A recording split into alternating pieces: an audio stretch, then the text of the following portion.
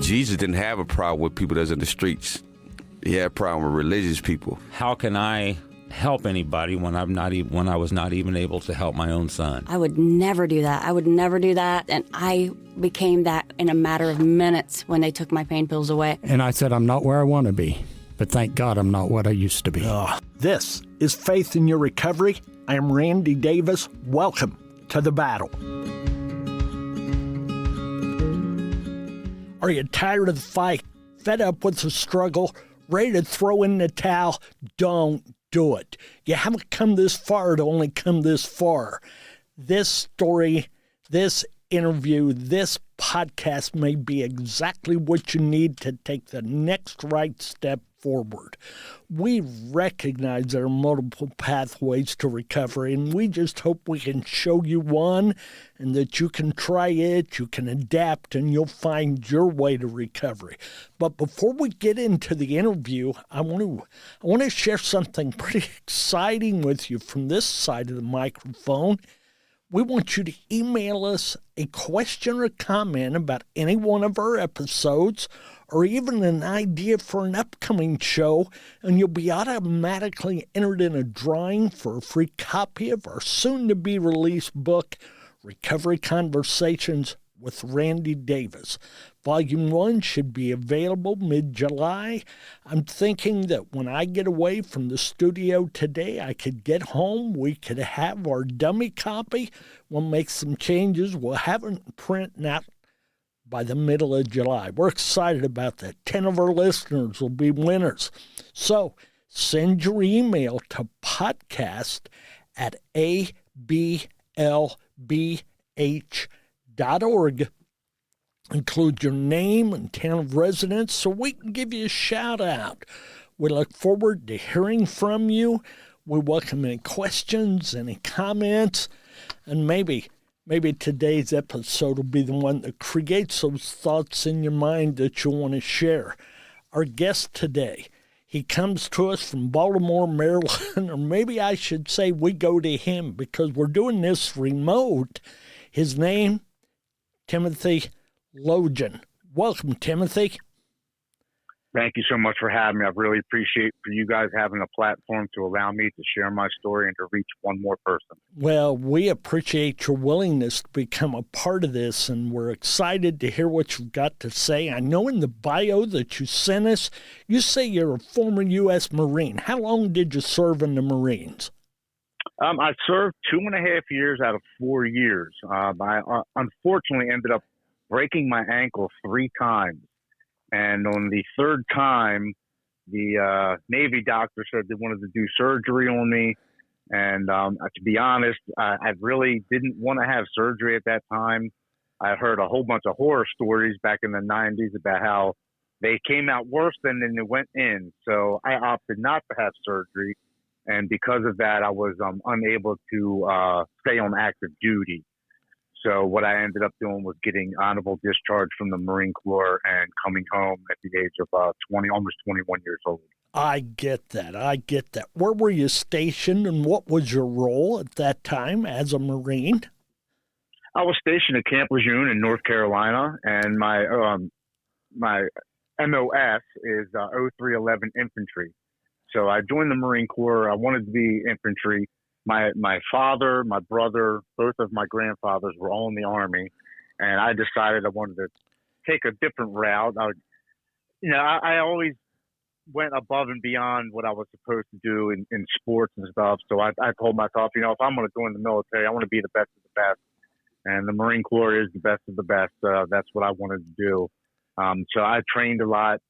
After I got done boot camp, went to my MOS training, and then I got stationed at Camp Lejeune, where I actually became a fire team leader, and I trained other Marines coming through the School of Infantry. Okay, well, thank you for your service. I am a former military man myself, having served in the Army, and I just left yesterday from Fayetteville, North Carolina, where, of course, Fort Bragg is. Well, it's no longer Fort Bragg. It's now called Fort Liberty. And okay. so I've got a close affiliation and affinity with those who have served. My dad served in World War II, my brother in Vietnam. I was stationed in Frankfurt, Germany, and had it pretty good. I also That's nice. Yeah. I also see that you have a background as an MMA fighter. Tell the folks a little about that. Yeah, so growing up, I did multiple sports, and I didn't get into mixed martial arts until I was 32 years old. That's not a young man for that sport. No, I through trials and tribulations of my life, I had unfortunately not been able to hold a job after getting out of the Marine Corps. I went through 46 jobs from the age of 21 until the age of about 38. But at the age of 32, I had lost another job. And I was really lost as far as self-esteem, self-worth, self-value, what was my purpose. And I really wanted to get back into sports or competitive type of sports, because I found that when I did sports, the training, the acclimates, just putting in the hard work really gave me a high self-esteem. So I told my wife, I said, I think I want to get back into sports. And she's like, well, what sports? You're 32. And I'm like, I want to do mixed martial arts. And she's like, are you serious? And I said, yes. I said, I have a background in boxing, Taekwondo. I was always familiar with combat sports. And bless her heart, she told me, I'll tell you what, I'll give you a year. If you can't get any fights, if you're not making any money, after this year, you're going to have to give it up and get back and get a real job. We had 2 daughters at the time. She said, but I'm going to give you a year, so make it count. Well, I went to training, went to camps, and within 6 months, I picked up some sponsors, and I had my first fight. And that 1 year ended up being a 3-year-long career in mixed martial arts, where I fought up and down the East Coast, Pennsylvania, Maryland, D.C., Virginia. And I was making some pretty good money. I was fighting on TV. I was fighting in front of, 3,000-4,000 people, I think was my biggest crowd. I fought for a belt at one point, and it was really, really making my self-esteem go up. It was making me feel valuable, making me feel like I had some type of work in my life. I was getting in shape. So that really was a big self-esteem thing for me. But at the age of 35, in my last fight, I unfortunately ended up tearing my rotator cuff in 3 places and having to get major surgery. And at that point, my wife said, you know what, you had a good run. 3 years was a little bit longer than we thought. Said you're going to have to give it up. And I had to have major surgery, which put me out for 9 months and excessive physical therapy. And unfortunately, that surgery and the physical therapy put me on a 4.5-year-long addiction to Oxycontin prescribed to me from my doctor. Okay. You've told us about some of those. I guess I'm going to label those physical confrontational battles, all right? Now, absolutely. You've also had another battle of about 27 years long with a bipolar disorder, with alcohol and drug addiction, multiple suicide attempts, as you told me earlier. Tell us that story. Kind of go back to the beginning and run us through that, if you will. I'll interrupt you with a question here or there. But, folks, I want to remind you you're listening to Faith in Your Recovery, and this is Timothy Lodgen. So go ahead, Tim. So when I got out of the Marine Corps, the first month home was really kind of good, actually. It was a decompression period for me. I didn't have to get up at 3:30 in the morning. I didn't have to wear a certain uniform. I didn't have to have my hair cut. I didn't have to run 5 miles a day. So I was kind of like, I don't have to get up at a certain time. The second month came, and I started to feel myself get into a depression. I'm back home at my mom's house. I'm 21. I don't have a car. I don't have a job. I don't have a title. I'm not a Marine anymore. What am I? My only other job experience up to that point was working at a grocery store all through high school. So what am I going to do now? The third month came and I fell into a severe depression. I wasn't leaving my room. I wasn't showering. I wasn't shaving. I was drinking every day. And since I was out of the military, I started smoking pot and taking some pain pills from my friends.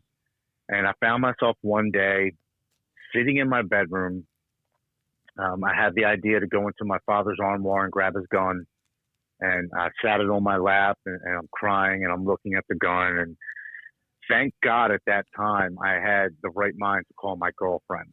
And I said, hey, I'm sitting here staring at a gun. I don't know what I'm doing, but I need help. Fortunately enough, she was at my house within 5 minutes. She took the gun from me. Later that evening, when my mother came home, I sat her down. I said, Mom, something's wrong. I'm not feeling myself.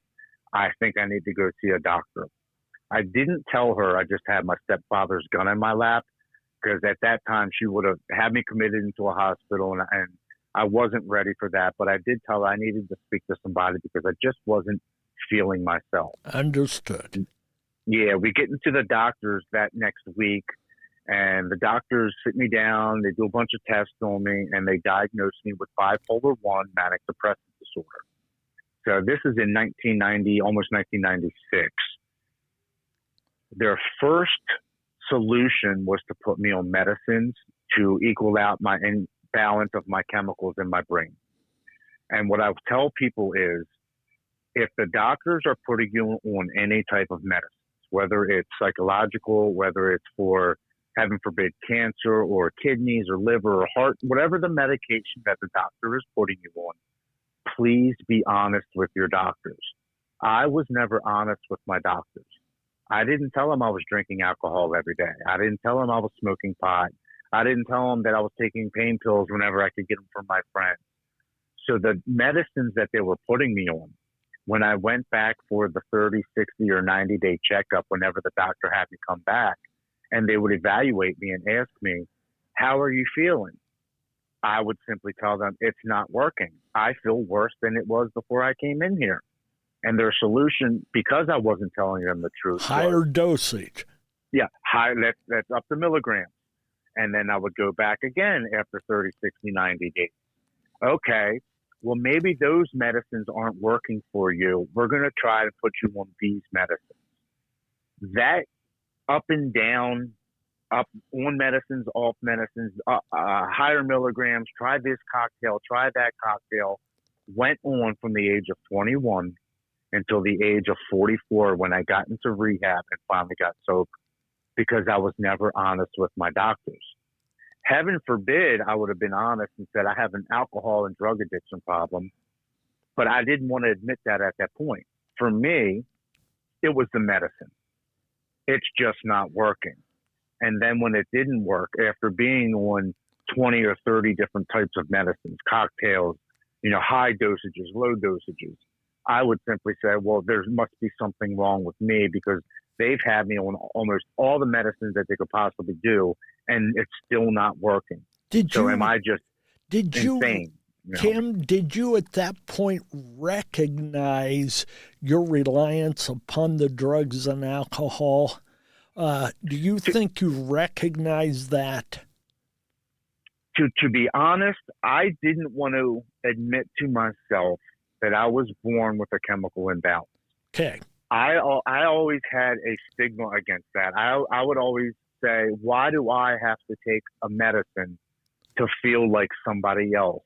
Why do I have to take something to make me feel, normal in society, when so many other people just wake up and they don't have to deal with what I deal with? Or why was I born like this? And what did I do to deserve this? Yeah, and I'm going to guess that the Marine time had some influence on all of that. You were taught there wasn't anything you couldn't handle. You were, quote unquote, a man's man, and here you are dependent on something which had to play with your head in different ways. Am I accurate? 100%. We were taught to be 10 foot tall and bulletproof, and suck it up, buttercup. You're absolutely correct. We're men. Men don't cry. Men don't have feelings. You just trudge through the trenches and get it done. And that's exactly how I was raised, too. My father was a police officer for 37 years. He was in the Army for 8 years. You know, my grandfather was a drill instructor. You know, that was in your blood as much Yeah. as the disease of addiction. That was in your blood. Absolutely. You know, and the funny thing, you know, my mother and father weren't addicts. My father occasionally drank at a Christmas party or a birthday party, and my mother, growing up, she was a professional bodybuilder. She ate healthy. She didn't drink alcohol. She didn't ever do drugs. I don't think she said she's never done drugs her entire life. So I wasn't around that either. But the military, you know, I just felt as if when I graduated high school, that's what the men in my family did. We joined the military. That was the next step, I'm sure. Yeah. Yeah, that's what I wanted to do. I wanted to, you know, just keep the lineage going of military men in my family. And you were at a place physically to where you didn't recognize it yet, but that wasn't going to play out the same way for you as it did for them.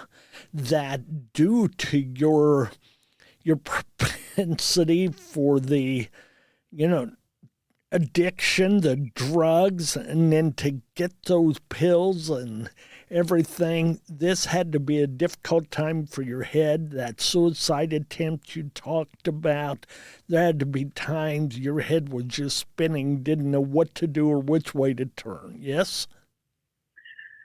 I've been lost for 27 years, and that is the best term that I can put it. I didn't know what I was meant to be in this life. I didn't know why I was here. It wasn't until when I tore my rotator cuff at the age of 35 and I had that surgery and got put on the Oxycontin that within the years of me using the Oxycontin, and you know, because I'm an addict, I didn't take one pill every 4 hours. I took 3 or 4 every 4 hours. I would run out of my prescription before the doctor would fill it up. So I'd have to go into the streets and get, you know, the prescription to hold me over to the doctors. Yep.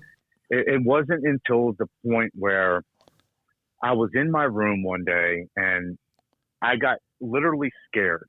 I told myself, I'm taking, you know, 8 to 12, 20 milligram Oxycontin. I'm drinking 12 beers a day, sometimes 18. And I'm smoking, an eighth to a quarter of weed every single day.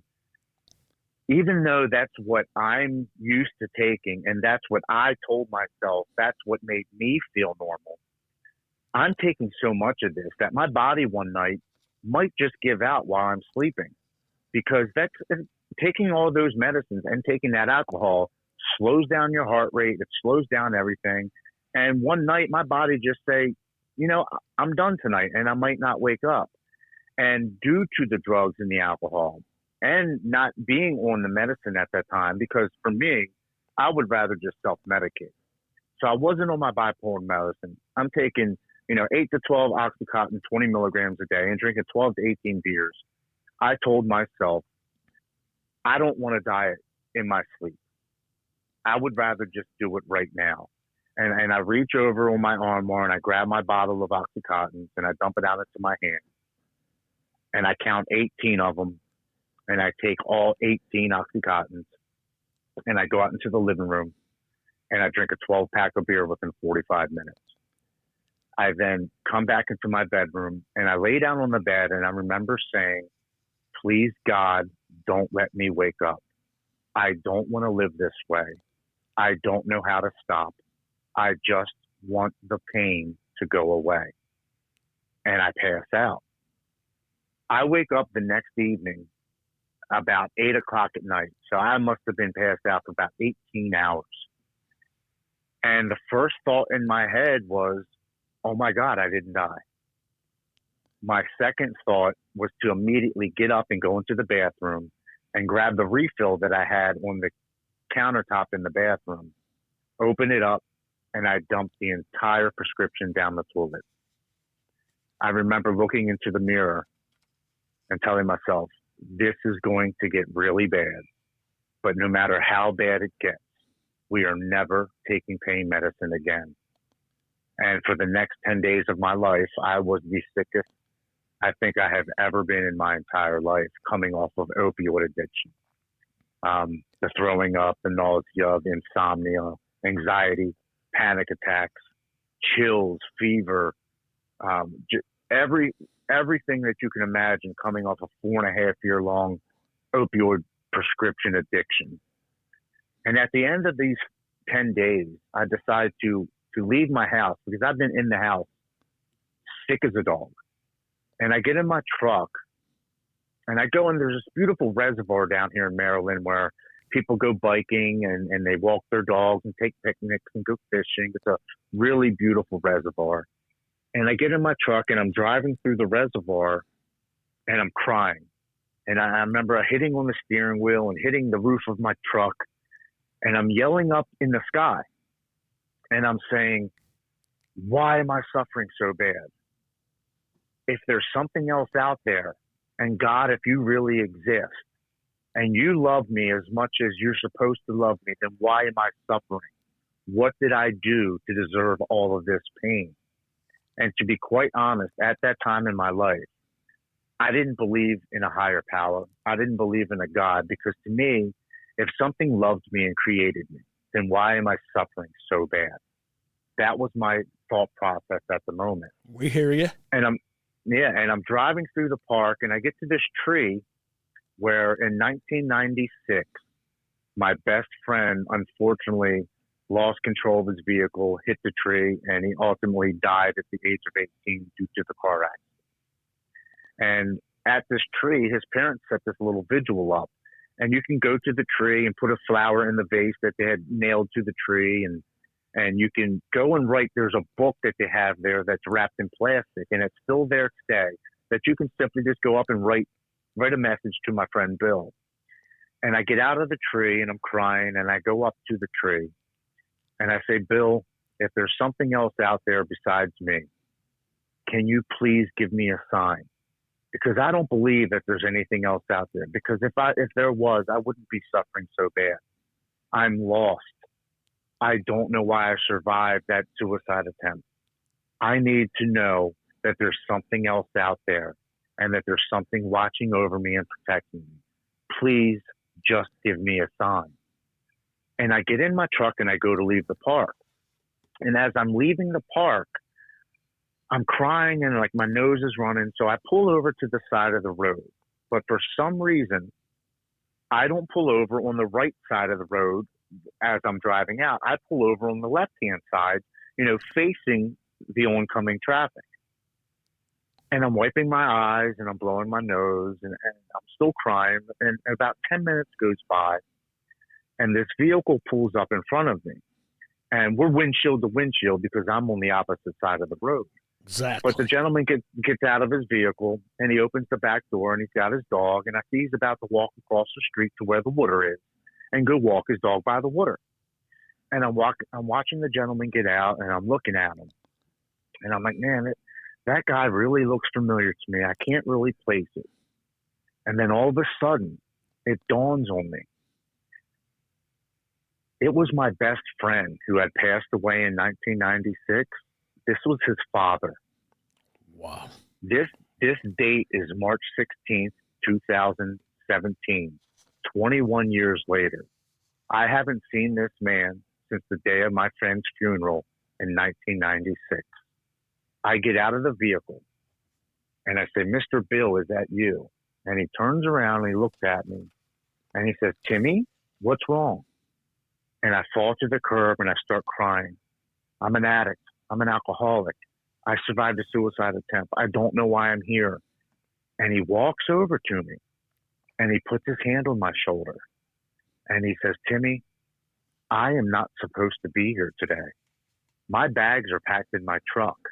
I was supposed to leave at 6 a.m. this morning to drive to South Carolina, Myrtle Beach for a family reunion trip.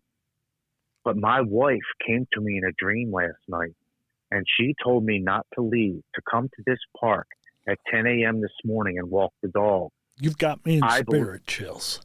He said, I believe I was sent here to see you. And I looked up at him and I said, Mr. Bill, I just stopped at Billy's tree and asked him for a sign that I wasn't alone, that there was something else out there.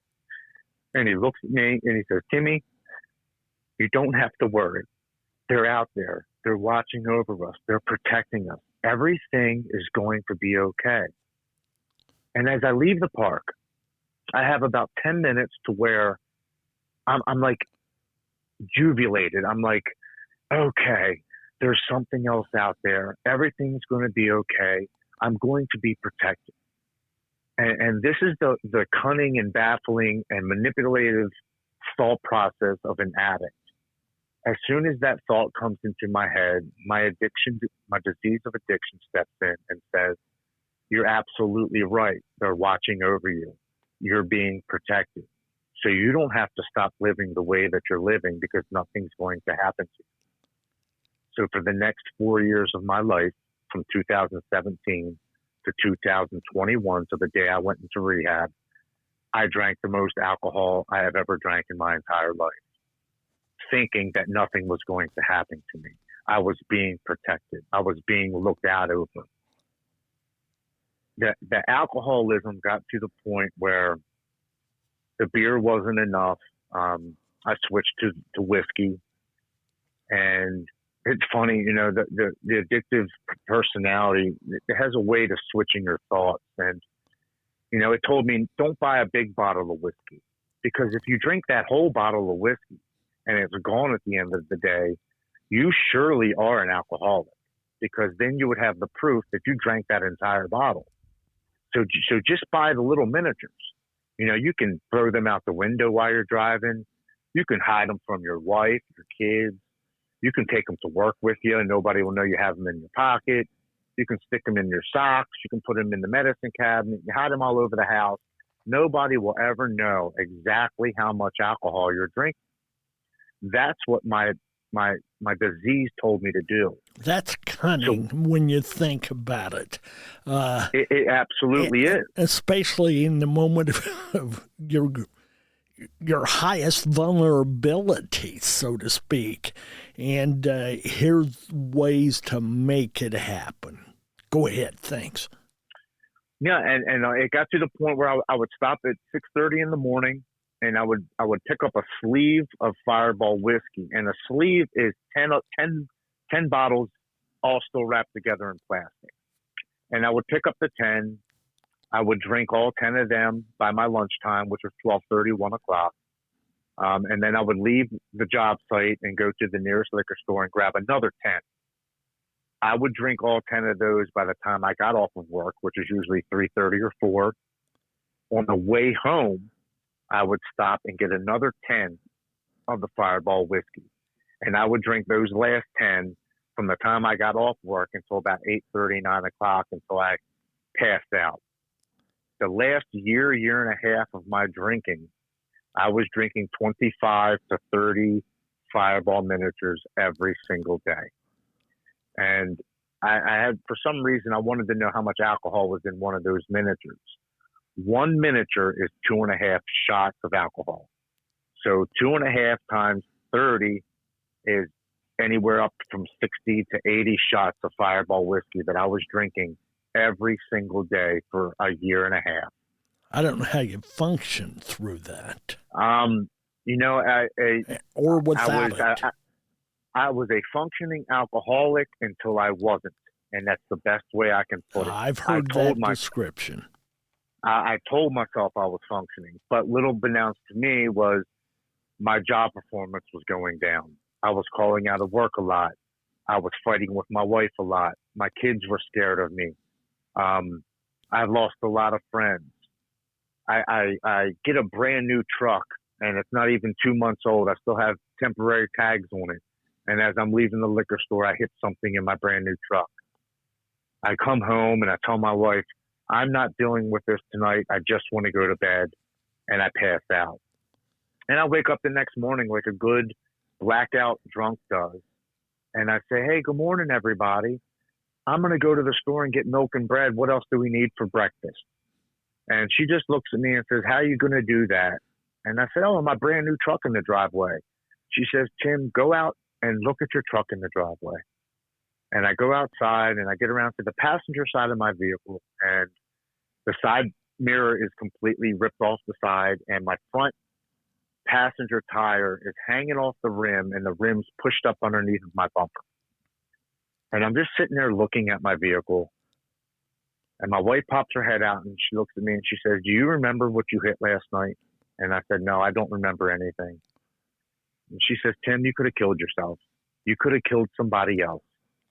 I don't know what's going on with you, but I don't want you around the girls anymore. You're going to have to pack your bags and go leave and figure out what's going on, but you can't stay here anymore." How old were your daughters at that time? I have 3 daughters. My oldest daughter was 24. 23. She had moved out about 6 months prior. I have a daughter she was 13 at the time, and a daughter who was 9. Okay. So those 2 were still in the house, but my oldest had moved out at that time. Got you. And I call AAA. They come over. They put the spare tire on for me. I pack my bags and I call my friend. I said, "Hey, buddy, can I come over for a couple days? Let the wife cool down a little bit. She'll forget all this stuff. She'll let me back in a couple days. I just got to get out and give her some space." So he says, "Sure, no problem." I go over to his house and we talk for a little bit, and I tell him what's going on. And he says, "Well, you know what, buddy? It's Friday night. You just got kicked out of your house. We might as well go to the bar and have a few drinks." And, I said, "You know what? That's exactly what we should do. Now I have a justifiable reason to go to the bar. My wife kicked me out. I wrecked my truck yesterday. Let's go drinking." So we go to the bar. I get completely drunk. And less than 24 hours after wrecking my vehicle, as I'm leaving the bar, I rear-end somebody at the red light. And I get out. And I look at the gentleman. I said, "Are you okay?" He says, "Yeah, I'm fine." He had one of those tow hitches on the back of his truck. So his truck actually had no scratches on it. But now the front of my bumper and my grill are all smashed in from the tow hitch. And I said, "Well, you're okay. Your truck's okay. I'm out of here, buddy." And I slapped him on his back. I jumped in my truck and I took off because I knew the cops come. I'm going to jail. My truck's getting impounded. And I wasn't trying to have it, so I left.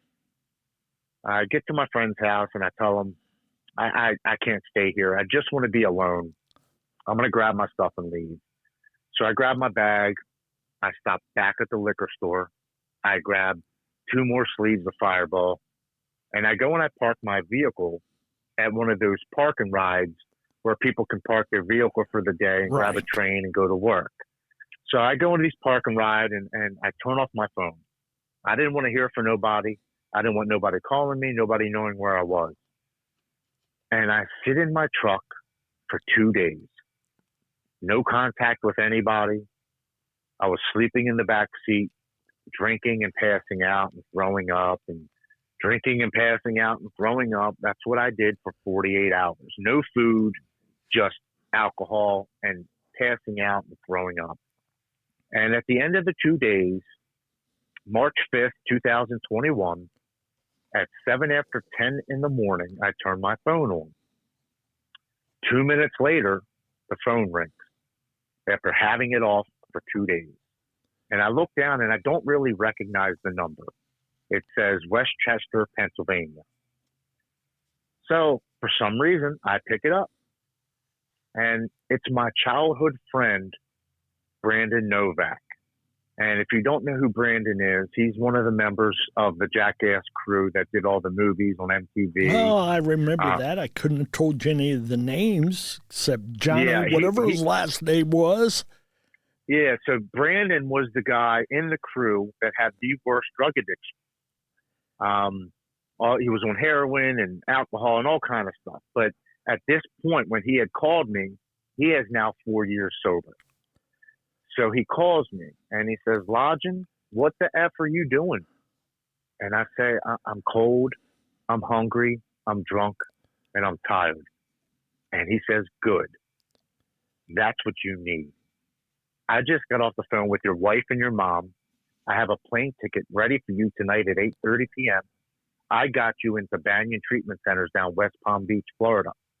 I want you to get on that plane and go get your life back. And I'm kind of on the other line, just agreeing with him. Okay, I'll do it. But to be honest, I just wanted to hang up the phone. I didn't want to hear that I had to go to rehab. So I hang up the phone. My wife calls me 5 minutes later, worried. Where have you been? People have been looking for you. They've been trying to get in touch with you. Are you okay? I'm like, yes. She said, I just talked to Brandon. Can you please come home, pack your bags, take a shower, take a little nap, and try to get something to eat? Because I had about 4, maybe 5 hours before I had to be to the airport. So I go home, I pack my bags, I take a shower. I couldn't eat and I couldn't take a nap. My mind's racing. I'm having a panic attack. I'm having an anxiety attack because, oh my God, my life has gotten so out of control that I have now had to go to rehab. He never told me how long am I going for. Is it a 30-day program, a 90-day program, a 6-month program? Oh my God, I cannot believe my life had become so unimaginable that I have to go to a rehab center in Florida. And I'm sitting in my bedroom and I'm telling myself I can't go. You know, what about my truck payment? What about my job? What about my girls? What about this? What about coming up with every excuse in the book on why I can't go to rehab, of course, to change my life. And I'm sitting on the bed and I'm like, I can't do it. I can't go. And I truly believe at this moment that my addiction, my mental illness, and or the devil knew that it had one last shot to grab a hold of me. Let me just interrupt long enough to say you mentioned 3 different options. I believe it was all 3. I my believe 2 so cents. too. No, I honestly, I say all 3 because I don't know who's listening and what they believe in, but I truly believe addiction and mental illness all comes from the devil. So, but I categorize all 3 of those because I believe all 3 of them are not from God. They are not from a higher power. We respect that totally. Absolutely. Yeah. So I'm sitting on my bed and I can't do it. I can't go. Oh my God, I can't believe this. And my mental illness and my addiction step in and they say, you're right, you can't go. But grab my hand, come with me, and we will end the pain. And my addiction grabs my hand and walks me into the basement of my home. And it tells me to throw a rope around my neck. And it tells me to stand up on the bucket and step off and take away the pain. And I listen to the voice of addiction and mental illness. And I go into the basement of my home. And I throw a rope around my neck where my children and my wife live. And I stand up on a bucket. And it just simply says, step off. We will take the pain from you. And as I'm about to step off, my wife realizes I'm not in the bedroom. And she comes frantically looking for me. She finds me in the basement of our home in the corner in the dark with a rope around my neck, hysterically crying. And she says, what are you doing? I said, I can't go. I can't do it. I just want the pain to go away, and I don't know how. And she looks at me, and she says, Tim, do you know what this would do to your little girls? Please get off of that bucket. Get down and get on that plane. Get on that plane, and everything is going to be okay. So I take the rope from around my neck. I fall to the floor and I cry for about 5 to 10 minutes. I go upstairs and I call my friend Brandon and I say, hey, buddy, I'm getting on that plane. I'm going. If I don't get on that plane tonight, my addiction and my mental illness will kill me. And all he says is, I'm proud of you. I love you. Call me when you pass security. I want to make sure that you're getting on the plane. I said, okay, and I hang up. My mom comes and gets me a couple hours later. She drives me to the airport. I get past security. I pick up the phone and I call my friend Brandon. Hey, buddy, I'm past security. I'm all checked in. I got 35 minutes until the plane leaves. I just want to let you know I'm going. And all he says to me is, I love you. I'm proud of you. You're about to get back everything that you have ever lost times 10. And he just hangs up the phone. What happened to me next in that airport was the most amazing experience that I've ever had in my life. As I sit down in this chair, waiting for them to call me to board the plane, as I go to sit down, I get this overwhelming feeling of hope that engulfs my entire body. Like Mr. Bill had told you earlier, it's going to be okay. Absolutely. And then the addiction stepped in, the mental illness, as you've labeled them, and told you the same thing. But now you're listening to the imp on the right side of your shoulder instead of the wrong. 100%. And as I sat down and this feeling comes over my body, it was the same tingly, warm blanket feeling that I would get from using drugs and alcohol, except this time I felt my panic, my worry, my fear, my doubt, my anxiety, and I believe I have felt my addiction lifted from my body. And I hear this voice that I've never heard before and I've never heard since. And it was a woman's voice.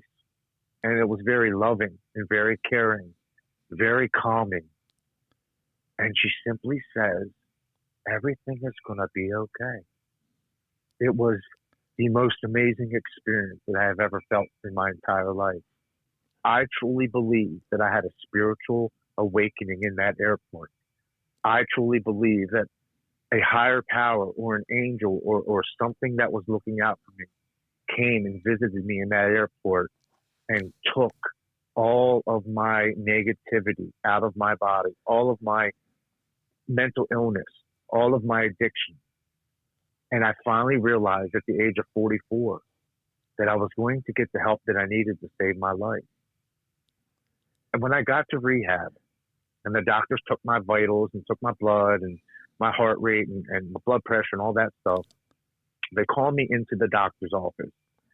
And the gentleman looks at me and he says, how old are you? I said, I'm 44. He says, okay, well, your blood pressure is 167 over 147. You're on the verge of having a stroke. Your liver and kidneys are 4 times what they should be. They're on the verge of having irreversible damage. He said, I don't know how you got in here at this exact time. He said, but if you would have waited 1 more month, even if you would have stopped drinking, he said, you would not have made it to your 47th birthday. The damage was done. Due to alcohol-related damage. I stopped believing in coincidences at that exact moment. There was no way, no how that all of this happened and the timing that it happened by coincidence. I also, at that moment, knew that the 27 years that I went through of suffering and pain, it didn't happen to me. It happened for me. It happened for me to become the man I was always meant to be. It happened for me to realize and understand the true gift of life, to be grateful for everything that we have. I was meant to go through that so I understood suffering and pain, so I could teach and help others going through the same thing. I was being educated. I wasn't being punished. I was going through school of life. And I finally realized my purpose. My purpose was to share my story and to reach as many people as possible who are suffering with mental illness and addiction so that they know that recovery is possible. There is help out there, and they can ultimately live the life that our higher power has always had waiting for them. My life has become more than 10 times what I ever thought it could be. I went from a drug addict, alcoholic, bipolar, manic depressant to 3 weeks ago becoming one of Baltimore, Maryland's most inspirational people of 2023. I have become a motivational speaker, working with 2 nonprofits that I go and I speak to first responders and veterans about mental health, addiction, PTSD, and suicide prevention. I have been given the opportunity to go to rehabs and institutions, jails, and schools to speak to people about the effects of drugs and alcohol. Not only does it have on yourself, but the loved ones around you, and how change is possible. I've been given the gift of life. And I need people to know that no matter how dark it gets, no matter how hopeless you feel, things change. They always change. Please hold on. Know that you are stronger than you ever could imagine. You are possible. You are great. And everything is going to be okay. I was just ready to interrupt you a moment ago and say, what kind of advice could you give those who are listening and struggling with a similar story of their own? And you just did that so eloquently and so meaningfully. What is one warning you would add to that? What about family members of folks in the struggle? Say something to them, please. Your wife, I've never met her, obviously. Haven't even heard her name. She must be a saint. Certainly a lady of patience. Yeah. What would you say to family members of those who are struggling? I'm going to acknowledge my wife real quick. She is a saint. She deserves a Nobel Peace Prize. She deserves a very long vacation to Hawaii. I asked my wife 6 months into my sobriety. I said, why did you stay with me? Why did you give me another chance? And she said, because I loved you when you didn't love yourself. Amen to that. I believed in you when you didn't believe in yourself. Yep. I knew you could become the man that I once married. She saw the potential and not the problem. Yes, and that takes me to my next thing. Addiction, unfortunately, is a disease. Nobody wakes up one day and says, you know what I'm going to do? I want to throw away my entire life. I want to lose my job. I want to lose my family. I want to lose my friends. I just want to give up on life. It's not a choice to do that. Yes, maybe a choice to pick up a drink or a drug is a choice, but the disease of addiction is inside of you. And once you do pick up that drink or a drug, the choice does not become yours anymore. The addiction takes over. Being a family member of somebody who's dealing with mental illness or addiction goes through the same, if not more, trauma than the person themselves in addiction or with the mental illness. It is extremely taxing on the friends and family who see that person struggling so much. Please don't give up on the family member if they're struggling. Try and try and try to get them the help that they need. The only unfortunate thing I could say about addiction is you can want the person to get help all day long. You can book them into a treatment center. You can pack their bags. You can drive them to the treatment center. You can do everything in your power to get that person help. But until the person who is struggling with addiction or mental illness wants the help, unfortunately, there's nothing we can do. But there's one thing you can do, and that's not to give up on them. show them that you love them, show them that you're there, and support them for as long as you possibly can. A lot of people in mental illness and addiction believe that they're alone. They believe that they suffer alone. They're embarrassed. They're ashamed. They truly believe that nobody else out there believes the type of pain that they're going through. But in reality, every single one of us is going through something in life. Each and every one of us. We do know, we do understand. Don't be ashamed. Don't be embarrassed. Reach out. Reaching out and asking for help is the first step of recovery. Reaching out does not mean you're weak. Reaching out and asking for help is one of the most, if not the most courageous thing you can do for yourself. Absolutely. So, as we wrap this up here, Tim, is there anything else you want to add, comment about, or challenge folks to do? And then I have one final question for you. I would just like everyone to know, if you're struggling with mental illness or addiction, you can contact me through my Instagram page at Lodgen or on Facebook, Timothy Lodgen. I will help you as much as I can. I have resources to get people into treatment, resources to get into psychologists, psychiatrists. I have an endless amount of listening skills. I will sit and listen for an hour and try to help you as best as I can, because I truly believe that is my purpose in life. This is what I want to do. If you are out there and you're sitting in the dark and you can't find the light, you can call on me. I will come and sit in that darkness with you, and together we will both find the light. Do us a favor, please. Spell out your email or whatever you would like to have the folks address, but I want to make sure they get the spelling right.